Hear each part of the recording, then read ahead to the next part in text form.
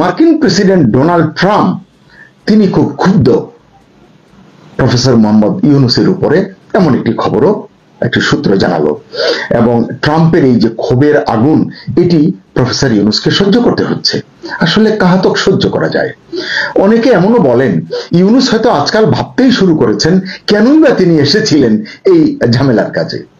যাকে আপনারা জানেন যে 2024 সালের জুলাইতে মার্কিন রাষ্ট্রদূত পিটার হাস, যিনি বাংলাদেশে ছিলেন, তিনি যখন বাংলাদেশ ছেড়ে চলে যান, ত্যাগ করে চলে যান, তখন থেকে এখন পর্যন্ত মানে প্রায় 15 মাস চার্জ দ্য অ্যাফেয়ার্স হিসেবে ট্রেসি এন্ড জ্যাকবসন ঢাকাস্থ মার্কিন দূতাবাস সামলেছেন, মানে দূতাবাসের দূতের চাকরিটা তিনি করেছেন। অবশেষে ঢাকায় আসছেন নবনিযুক্ত মার্কিন রাষ্ট্রদূত ব্রেন্ট ক্রিস্টেনসেন। এটি আরো কিছুদিন আগে আপনারা জেনেছেন, এখন একেবারে চূড়ান্ত পর্যায়ে। ব্রেন্টের নিয়োগ চূড়ান্ত হবার পর থেকেই অনেক কূটনীতিক বলেছেন মার্কিন প্রেসিডেন্ট ডোনাল্ড ট্রাম্প তার ঘনিষ্ঠ ব্রেন্টকে বাংলাদেশে রাষ্ট্রদূত হিসেবে পাঠাচ্ছেন। এজন্য ইউনূসের নাকি মন ভালো নেই। তার কি কারণ? যাই হোক, হতে পারে, আমার যেটা মনে হয় এটা বাদ কি বাদ। আবার ঘটনার কিছু কার্যকারণ থাকতেও পারে। প্রধান উপদেষ্টার হট সিটে টিকে থাকা চারটিখানি কথা নয়। ইউনূস নিজেই বলেছেন মেটিকুলাসলি ডিজাইনড প্ল্যানের অংশ হিসাবে সবকিছু হয়েছে, মানে অত সাদামাটা ভাবে আসলে কিছু হয়নি। প্রধান উপদেষ্টার দায়িত্ব নিয়ে ইউনূস অনেক কথা বলেছিলেন, দায়িত্ব নেবার আগেও তিনি কিছু কথা বলেছিলেন, কিন্তু কিছুদিন যেতে না যেতেই, মানে দায়িত্ব নেওয়ার পর সময় যেতে না যেতেই ধীরে ধীরে তার সব গোমর ফাঁস হতে শুরু করে। অবশ্য ফাঁসটা তিনিই করেন, অন্য কেউ নয়। জাতিকে তিনি জানিয়ে দেন যে রাষ্ট্র পরিচালনায় তার কোনো আসলে অভিজ্ঞতা নেই, চেষ্টা করছেন, লাগলে লেগে গেল, না লাগলো না, কপাল খারাপ, ইত্যাদি ইত্যাদি। দেখা গেল যে দেশের দায়িত্ব নিয়ে, দেশের মানুষের দায়িত্ব নিয়ে ক্ষমতার পথ চলতে শুরু করলেও ইউনূস চটজলদি কেবলা বদল করে নিয়েছেন। তখন আমরা দেখেছি দেশ এবং জনগণকে বাদ দিয়ে যারা তাকে ক্ষমতায় আসতে বুদ্ধি দিয়েছে, পরামর্শ দিয়েছে, সহায়তা করেছে, তার নিয়োগকর্তারা যারা ছিল সকলকে বাদ দিয়ে তিনি মূল যারা তাকে এই জায়গায় এনে দিয়েছেন তাদের সেবায় পুরোপুরি মনোযোগী হয়েছেন। অর্থাৎ সংশ্লিষ্টদের খুশি করতে মরিয়া হয়ে উঠেছেন। এর পাশাপাশি দক্ষিণ এশিয়ার যে ভূ রাজনীতি, এই ভূ রাজনীতিতে তিনি নিজেকে গুরুত্বপূর্ণ করে তুলতেও কিন্তু বেশ কিছু কৌশল নিয়েছেন, নিজের বুদ্ধিতে হোক বা অন্যের পরামর্শে হোক। এজন্য তিনি ভারত কার্ড খেলতে শুরু করেছেন শুরু থেকেই, অর্থাৎ ভারত বিদ্বেষের রাজনীতি। এতে কিন্তু এক ঢিলে অনেক পাখি তিনি মেরেছেন বলে আমারও মনে হয়, তিনিও ভেবেছেন যে এরকম একটি সুযোগ হয়তো হলো বা হয়েছে। এক, ক্ষমতাচ্যুত সরকার প্রধান শেখ হাসিনাকে মোক্ষম জবাব দেওয়া, কারণ ভারতের প্রতি তার একটা সখ্যতা ছিল, আছে। অর্থাৎ ভারতকে আক্রমণ করে, সমালোচনা করে হাসিনাকেও যন্ত্রণায় বিদ্ধ করা যায় বা বিদ্ধ করা গেছে। আবার ভারতকেও খোঁচা মারা হলো, হুমকিও দেওয়া হলো, মানে অনেক লাভ। দুই, দেশের রাজনীতিতে নিজেকে ভিন্ন একটি উচ্চতায় তুলে নেয়া, অবস্থান করানো, মানুষকে জানান দেয়া যে তিনি এই পারেন। একদিকে তিনি এইসব করে বিএনপির আস্থা অর্জন করেছেন, অন্যতম বৃহৎ দল এখন। জামাতকে তিনি খুশি করেছেন, এনসিপি কে মাথায় তুলেছেন, তার যারা নিয়োগকর্তা, এছাড়া অন্য আরো যেসব দল আছে যারা ভারত কার্ড নিয়ে খেলতে পছন্দ করে, রাজনীতি করতে পছন্দ করে, তাদেরকেও তিনি স্পষ্ট করে জানান দিয়েছেন ভারতকে ইউনূস ট্যাক্স দিতে রাজি নন, চোখে চোখ রেখে কথা হবে, এটি জানান দিয়েছেন। তিন, দেশের যেসব জনগণের ভারত অ্যালার্জি আছে, শুধু যে নেতাদের তা তো নয়, সাধারণ মানুষের ভিতরেও ভারতের প্রতি এক ধরনের অ্যালার্জি আছে, তারাও কিন্তু বেজায় খুশি হয়েছে ইউনূসের এই অবস্থানে, এবং তারা অনেকেই বগল বাজিয়েছে, সোশ্যাল মিডিয়ায় আমরা এগুলো দেখেছি। তারা বলেছে হাসিনা যা পারেননি ইউনূস তা করে দেখাচ্ছেন, বাপের বেটা একখান। চার, সবকিছুর পেছনে মূল শক্তি বা সাহস তিনি আসলে পেয়েছেন মার্কিন যুক্তরাষ্ট্রকে খুশি করার মধ্য দিয়ে। এজন্য ওয়াশিংটনের পরামর্শ মতো যেমন তিনি চলেছেন, তেমনি ঢাকায় chargé d'affaires Tracey Ann জ্যাকবসনের বিশেষ দূতিয়ালিও তিনি মেনে চলেছেন।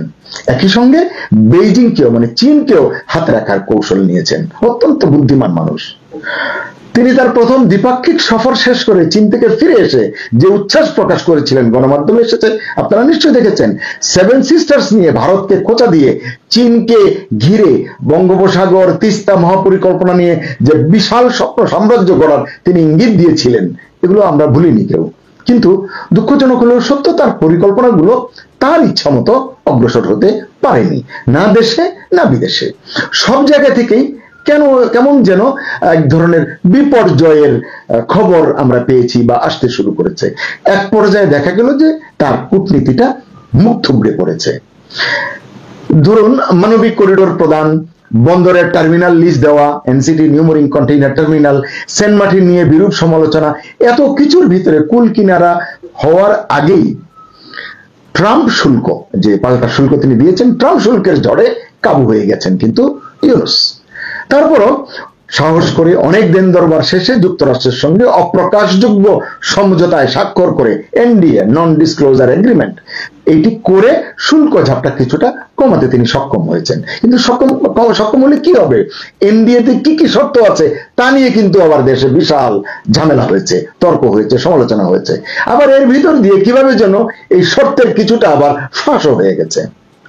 জানা যায় চীন ও রাশিয়ার সঙ্গে প্রতিরক্ষা বিষয়ে কোনো লেনদেন করা যাবে না, এরকম একটি শর্ত সহ আরো বেশ কিছু শর্ত মেনে, কিছু তো কেনাকাটার বিষয় আমরা দেখেছি, বিমান কিনবে, গম কিনবে, নানান কিছু, ওই দিকে আর গেলাম না। নানান শর্ত মেনে শুল্ক আপনার কমাতে তিনি মার্কিন প্রশাসনকে আসলে রাজি করতে পেরেছিলেন।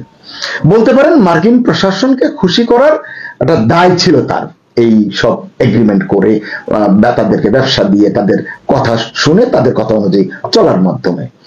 এজন্যই কোনো সমালোচনায় তিনি পরোয়া করেননি, একরোখা ছিলেন, একগুঁয়ে সিদ্ধান্ত দিয়েছেন একের পর এক, এবং তিনি তার জায়গা থেকে তার মতো করে কাজ করে গেছেন।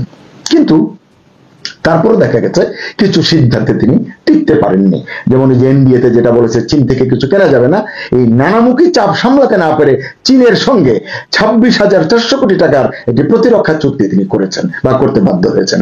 চুক্তি মোতাবেক চীনের কাছ থেকে 20টি অত্যাধুনিক J-10C ফাইটার জেট কিনবে বাংলাদেশ। এটিও আপনারা জানেন, এটি নিয়ে আমরা কন্টেন্ট করেছি। কূটনৈতিক সূত্র জানায় এতেই বেজায় চটে গেছে ওয়াশিংটন। ওয়াশিংটন মানে ডোনাল্ড ট্রাম্প। আপনারা জানেন ডোনাল্ড ট্রাম্প একজন ঝানু ব্যবসায়ী, আবার আমাদের ইউনুস সাহেব সামাজিক ব্যবসায়ী। কিন্তু ট্রাম্প যে ওস্তাদদের ওস্তাদ তা তো বিশ্ববাসী সবাই জানে। নিজের দেশের লাভ ক্ষতির বিষয়ে ট্রাম্প বরাবরই আপোষহীন, আর চীন ভারতের বিষয়ে তিনি একরোখা বিরোধী।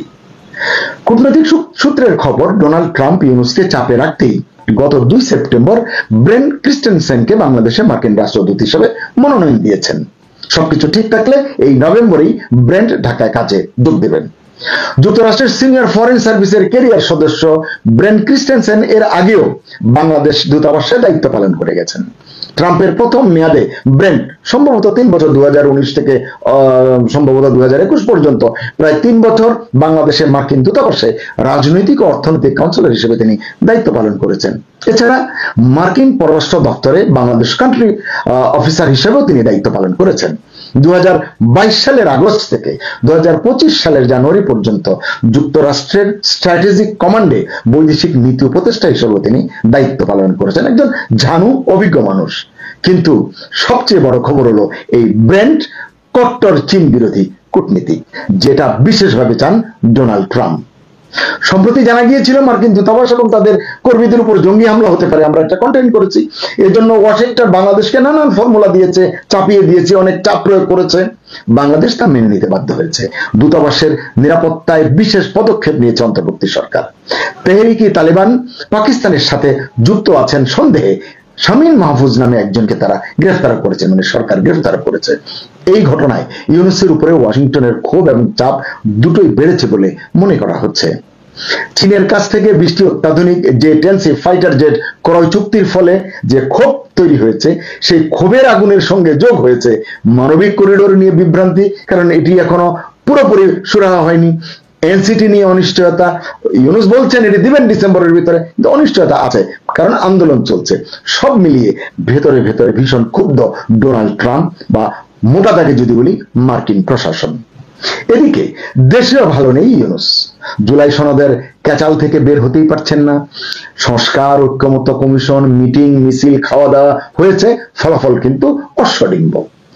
এবং এই যে জুলাই সনদকে ঘিরে গণভোট, নির্বাচন, নানাবিধ, শুরুতে বলেছি এগুলোর কি সুরাহা হবে বলা যাচ্ছে না। লন্ডন বৈঠক করে যে বিএনপিকে হাত করেছিলেন ইউনূস, তারাও এখন বিগড়ে গেছে। আসলে ঐকমত্য কমিশনও যেন ইউনূসের ভাবমূর্তি কুরবানি দিতে উঠে পড়ে লেগেছে। দিন কয়েক আগে বিএনপির যে মহাসচিব মির্জা ফখরুল ইসলাম আলমগীর ইউনূসের মাঝে তাদের দলের প্রতিষ্ঠাতা শহীদ প্রেসিডেন্ট জিয়াউর রহমানের ছবি দেখতে পেয়েছিলেন, সেই ফখরুলই এখন অবলীলায় বলছেন ইউনূস সরকার প্রতারণা করেছে তাদের সাথে, জাতির সাথে, আরো কত কি। জামাত, এনসিপি সহ অন্য অনেক দলও তীর তাক করে আছে ইউনূসের দিকে। আসলে রাজনীতির বলটা এমনই, কখন যে কোন গোল পোস্টে ঢুকে যায় বলা মুশকিল। এজন্যই তো বলা হয় রাজনীতিতে শেষ কথা বলে কিছু নেই। এমন প্রেক্ষাপটে ইউনূসকে আরো টাইট দিতে কট্টর চীন বিরোধী হিসেবে পরিচিত ট্রাম্প ঘনিষ্ঠ সিনিয়র কূটনীতিককে ঢাকায় পাঠাচ্ছে যুক্তরাষ্ট্র। এর পাশাপাশি ভারতে আসছেন সার্জিও গোর। সব মিলিয়ে খুব একটা ভালো সময়ের ইঙ্গিত মিলছে না প্রধান উপদেষ্টা মোহাম্মদ ইউনূসের জন্য।